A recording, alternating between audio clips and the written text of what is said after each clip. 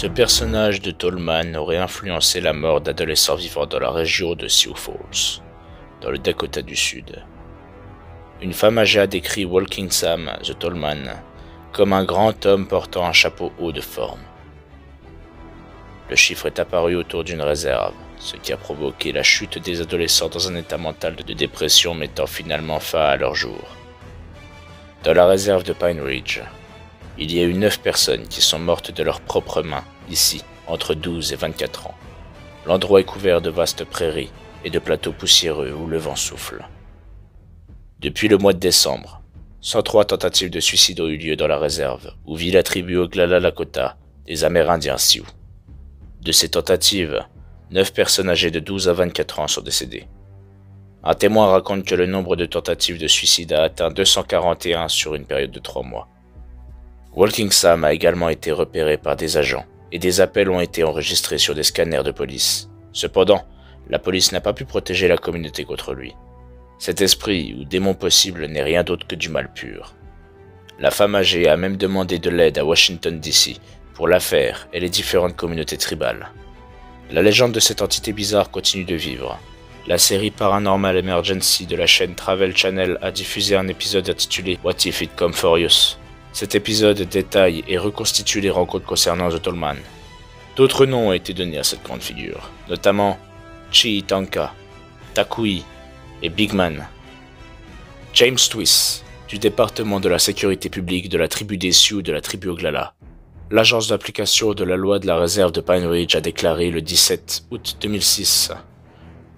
Je transmets des informations concernant l'éruption d'observation d'un homme de grande taille ou de Bigfoot dans la réserve de Pine Ridge. Au cours de l'une de nos observations, j'ai eu la caméra thermique de notre service et avec environ 6 autres agents, j'ai en fait détecté une grande signature thermique sur la caméra. Malheureusement, nous n'avons pas encore d'enregistreur pour la caméra. Nous n'avons donc pas pu enregistrer. Nous l'avons regardé s'éloigner de nous dans un ravin, et les autres agents l'ont manqué, alors qu'ils tentaient de le retrouver à l'aide de leur lampe de poche. C'est difficile à expliquer, car cela devait déjà être passé devant les officiers avant leur arrivée sur les lieux. Nous l'avons regardé pénétrer dans le ruisseau qui traverse la ville. Nous avons entendu une rafale de chiens aboyer, mais nous n'avons pas pu les localiser. Aussi, pour remettre les pendules à l'heure, les 2 premières observations ont été appelées comme un grand homme, 10 à 15 pieds de haut, qui semblait porter un chapeau de tuyau de poêle et un long manteau. Il aurait été en train de jeter un œil dans une pièce commune d'un complexe d'appartements où se trouvaient plusieurs témoins. C'est étrange, car au début des années 80, mon frère était policier et a répondu à un appel avec un autre officier dans le pays, et quand ils sont arrivés, la famille était dans le salon avec leurs chiens et avait transformé leurs meubles en fort, et ils étaient armés de couteaux et de tout ce qu'ils pouvaient trouver. Ils ont indiqué qu'ils avaient entendu leurs chiens courir près de la porte d'entrée, et quand ils l'ont ouverte, les chiens sont rentrés en courant et avaient peur. La famille a rapporté avoir vu un grand homme. Ses hanches étaient au-dessus du toit de leur voiture familiale, portant un chapeau de tuyau de poêle et portant un long manteau. Mon frère et l'autre officier sont sortis, où l'homme se trouverait, et ont vu que la légère couche de glace était brisée et que la boue était dérangée là où quelque chose s'était déplacé vers le ruisseau. La famille a fait attendre les officiers pendant qu'ils rassemblaient leurs affaires et les a fait escorter de la résidence. Ce n'est pas la seule observation que nous avons ici. Ils augmentent chaque printemps et chaque automne. Une mise à jour a ensuite été donnée au site Cryptomundo concernant la figure du grand homme. J'ai de bonnes nouvelles pour vous. En janvier 2007, nous avions reçu 5 appels d'un grand individu provoquant des troubles dans une résidence dans la zone couverte de collines et de pins de la réserve de Wounded Knee, qui est située dans le nord-est du village de Pine Ridge. Mes partenaires de patrouille et moi avons été témoins de pistes mesurant environ 13 pouces de longueur et 8,5 de largeur. Le premier appel a eu lieu lors de la 2e chute de neige. Nous avons répondu à l'appel d'une grande personne inconnue qui a perturbé la cour de la résidence en question. Le journaliste a décrit un homme poilu, de 7 à 8 pieds de hauteur, épais, sans visage, et aux cheveux longs, car il se balancerait avec le vent. On a dit que le sujet s'intéresserait à la lumière du poteau, car il la regardait et l'entourait.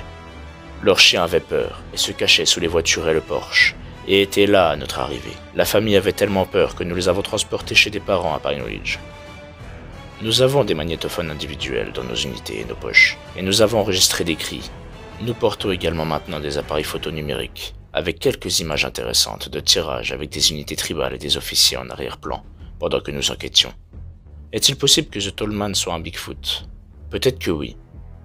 Mais les détails d'un corps à fourrure n'ont pas encore été fournis dans le témoignage d'un témoin. Quoi qu'il en soit, cette chose est grande. On ne sait pas non plus pourquoi il continue de terroriser les gens. C'est une force menaçante qui a été considérée comme très dangereuse. Comment plusieurs personnes, dont plusieurs policiers, peuvent-elles toutes être témoins de la même chose? Cela peut être plus réel que la fantaisie après tout. Bonjour, je m'appelle Théa. Je ne sais pas trop comment expliquer tout ça, mais bon, on va faire court. Je fais des rêves prémonitoires d'une précision assez importante. J'ai aussi appris que j'étais médium, empathique et aussi magnétiseuse. Pour l'une de mes nombreuses histoires avec le paranormal, j'avais vu une sorte d'émission qui disait que les fantômes n'existaient pas, et que tous les trucs bizarres qui se produisaient autour de nous étaient des fluctuations d'énergie. Ça m'arrangeait bien de penser ça, car tout ce qui se passait autour de moi, je les mettais sur le compte des fluctuations d'énergie, ce qui me permettait d'avoir un peu moins peur. Mais un soir, ça se passait en hiver. J'ai mangé un petit déjeuner, on appelle ça un repas suisse. Et juste après, comme à mon habitude, je fais lécher mon bol à mon chien. Il vient vers moi, je lui tends le bol, et d'un seul coup, je vois tous ses poils se dresser sur son dos. Il se rapproche de moi, il a les oreilles complètement plaquées sur le crâne, la queue entre les pattes, il tremblait. Je lui tends le bol. Et d'un seul coup, je vois une femme avec une robe blanche, de grands cheveux noirs, avec de très belles mains. Elle est sortie du mur, à côté de mon chien et moi, puis s'est dirigée vers ma porte de chambre. Après plus rien. Pendant qu'elle marchait dans la salle à manger, j'ai fermé et ouvert plusieurs fois les yeux pour voir si je ne rêvais pas. Mais non, elle était bien là. J'étais pétrifié sur ma chaise. Ensuite, plus tard dans la soirée, je suis allé voir la météo de ma région sur mon ordi. Ils annonçaient des chutes de neige. Je suis allé voir à la fenêtre de la salle à manger. J'ai à peine écarté un peu le rideau pour voir si la neige tombait. Et d'un coup, le rideau d'à côté s'est relevé un grand coup jusqu'au plafond. Je suis sorti de la pièce en vitesse. Je suis arrivé au niveau de la porte que le rideau n'avait même pas encore fini de descendre complètement. Là, je me suis dit, fluctuation d'énergie, mon cul. Ensuite, une médium m'a dit qu'avec le don que j'avais, je ne pouvais pas passer à côté. Elle m'a dit, si une entité ou toute autre chose veut que tu la vois, tu la verras, quoi qu'il arrive. Et effectivement, elle avait réussi à capter mon attention. C'est pas le premier truc bizarre qui m'arrive, ni le dernier. Je vois, j'entends et je sens toutes sortes de choses, et ça depuis que je suis toute petite.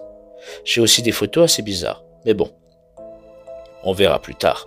Je vous remercie de m'avoir écouté, de m'avoir lu. Je tiens à préciser, je ne bois pas et je ne consomme aucune drogue. Mon histoire est réelle.